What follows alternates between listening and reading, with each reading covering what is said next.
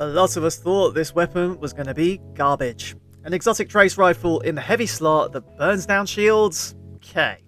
When the weapon was originally announced, that was the description. Lame. However, there is so much more to this weapon, and I've spent the last 2 days testing it in a solo dungeon thoroughly, and this video will go over the ins and outs of Microcosm. Slap that like button for the algorithm, let's get cooking. Microcosm is an exotic trace rifle that sits in the heavy slot that deals kinetic damage. Yes, this is the first kinetic heavy in Destiny history. Go figure. It's obtainable through a quest given to you by Micah 10, which includes doing the co-op campaign missions.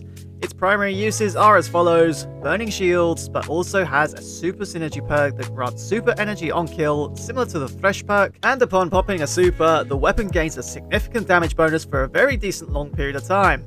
The base damage of this weapon is roughly 3 times the damage of a regular exotic trace rifle. Having used Ager's Scepter as a comparison, this weapon absolutely melts mini-bosses and can do significant damage to bosses also, making it a decent DPS option for your builds. This weapon has minimal damage fall-off, meaning you can shoot from distance and the damage stays consistent, making it useful for distance shooting, giving it a slight advantage over GLs and rockets in that department, but not necessarily out-damaging them. More of that later. The exotic perk, Paracausal Imbuement, upon using a super and exiting it, grants a very generous 20% damage buff to the weapon for 20 seconds. Using this with one and done supers like a Nova Bomb or a Tether as an example will make this weapon hit hard. Its other exotic perk, Paracausal Beam, which grants the shield damage bonus, is significant. Per tick, it does an insane 11k damage, 15k damage with the exotic perk active, absolutely melting shielded targets, making it very useful in harder activities when your other weapons don't match the shield elements. For those of you that like numbers, because I sure do, you can see the damage numbers the trace rifle does to different enemy types on screen. It actually does more damage to yellow bar combatants than red bar combatants. Make that make sense, Bungie?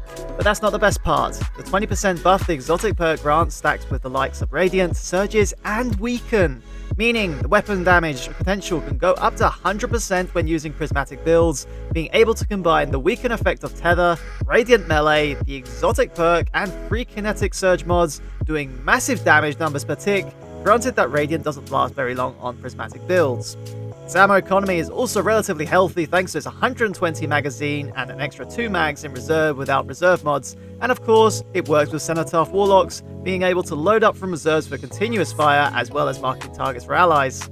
Before we try and compare it against rockets and GLs, a quick mention for PvP and some trivia: slap that like button if you're finding this video informative, and if you're new, sub and leave some feedback. This helps improve the channel in the long run. The issue with this weapon as a DPS option is quite simple. The likes of Apex Predator and Edge Transit exist. These extremely powerful legendary heavies with their god roll combinations simply outmatch Microcosm. Whilst the trace rifle is super fun to use, it requires a super pop to get the most out of it, whilst the other 2 mentioned weapons just require bait and switch to be activated.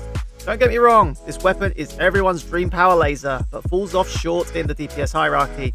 Another issue I do have with this gun: why the actual F is this weapon not intrinsically anti-barrier? Its main purpose is to burn shields. Surely, with the very few anti-barrier exotics in the heavy slot, they could have given it that? Don't be surprised if Bungie do eventually make it intrinsically stun barriers. It also needs a catalyst in my opinion to make it stand out. Now that this is just random functionality, or maybe it's intentional, I don't know. But the weapon can disintegrate targets, and the element of the disintegration depends on your equipped super. Maybe a future catalyst will allow it to change damage type depending on your equipped super. Regardless, as of right now, it's fun to use, but there are better options available. In PvP, which I hate at the moment so I won't spend too much on it, it gets 29 ticks per pickup and does 29 damage to the body and 39 to the head. That's just 1 tick, by the way, meaning Guardians jumps in front of you, Guardians melt away. No other way to put it, really. However, as it shoots continuously, you can still peek shoot it. It's not going to dethrone GLs anytime soon, especially consuming an exotic slot. In conclusion, this weapon is very strong, but just missing that something to make it really stand out. It absolutely ruins mini-bosses in the Pale Heart, but in higher activities, you will burn ammo quickly, so it may struggle a little. Anyway, that's it for this video. Slap that like Akon said so, and thanks for watching. Make sure to leave feedback in the comment section. Next up, another hunter build, with the new exotic class item which turns you into a titan, suited for endgame. This was Plasma Alchemist, your viewership is much appreciated. Peace, Guardians.